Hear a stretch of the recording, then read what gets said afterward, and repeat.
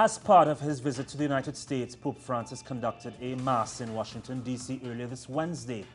The Mass was held at the National Sanctuary of the Immaculate Conception in the nation's capital.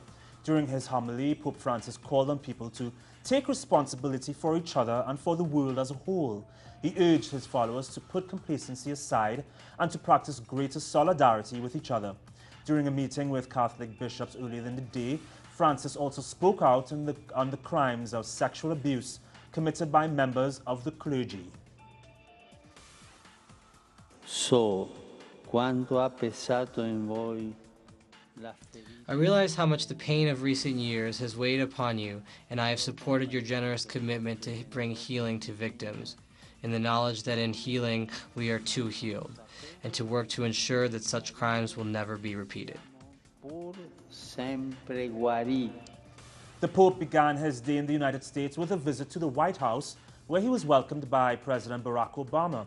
The pontiff, who has often criticized the damage caused to the poor and to the environment by the excesses of capitalism, immediately raised the issue of climate change. Speaking to a crowd of 15,000 on the South Lawn, Francis urged the U.S. to tackle climate change and lauded Obama's efforts to reduce air pollution. Mr. President, I find it encouraging that you are proposing an initiative for reducing air pollution.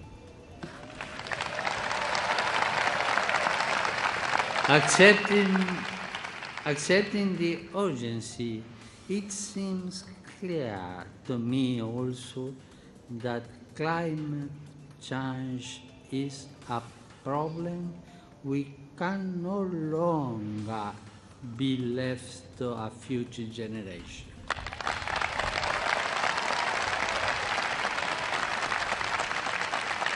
When it comes to the care of our common home, we are living at a critical moment of history.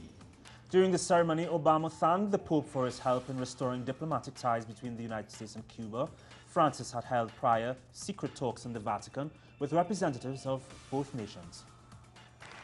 Holy Father, we are grateful for your invaluable support of our new beginning with the Cuban people, which holds out the promise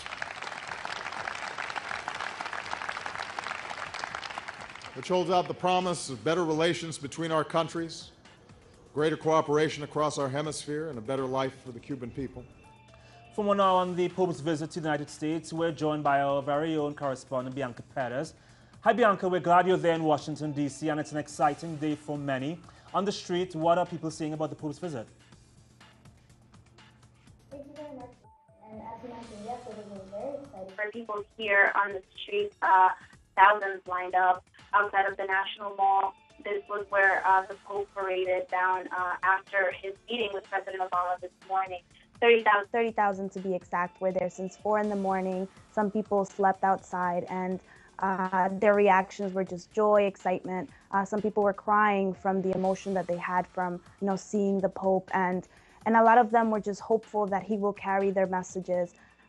Speaking with some of them on the streets, they mentioned, immigration reforms.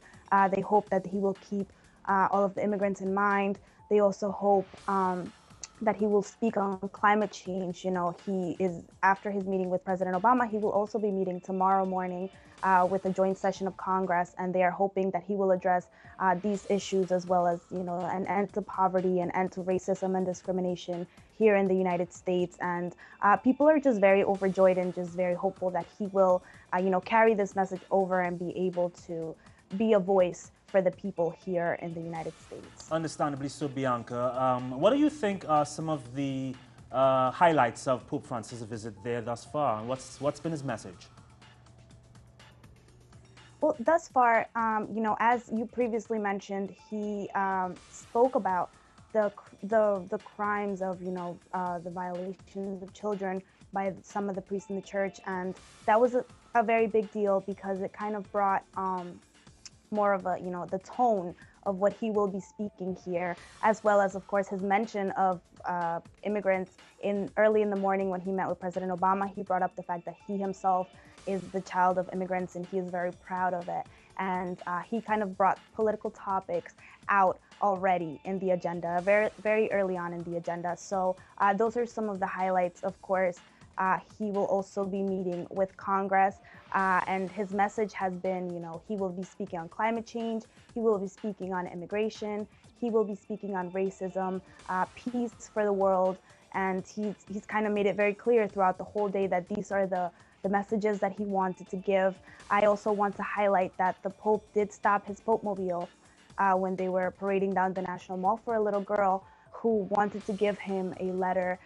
This little girl is from Guatemala, and she had a message for the Pope about immigration and her parents being immigrants, or her constant fear of her parents being deported.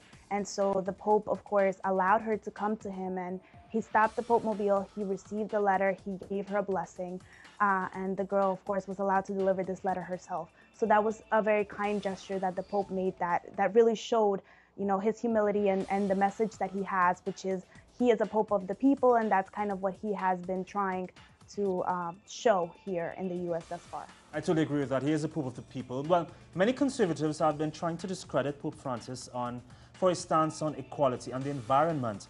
Do you think these attempts have helped in any way to undercut the pontiff at all and his messages? Well, I feel, speaking to the people today on the streets, everyone was kind of very in favor of his message, and they were, they wanted him to really be their voice. So I think it hasn't really had any type of impact at all, at least not with the masses, with the people that were supporting him in the streets. I feel that, 30,000 people showed up alone to the National Mall. Some people slept there, and this demonstrated that the people are with Pope Francis. They are very excited that he's here. And I think there's been no discredit at all from the conservative side, although they have tried. But I think it's been very minimal, if any at all. Bianca, thanks so much. We know you've been out in the field all day. Try to get some rest. We'll touch base with you tomorrow. Thank you very much, Regan, and we will talk to you tomorrow. Thanks so much.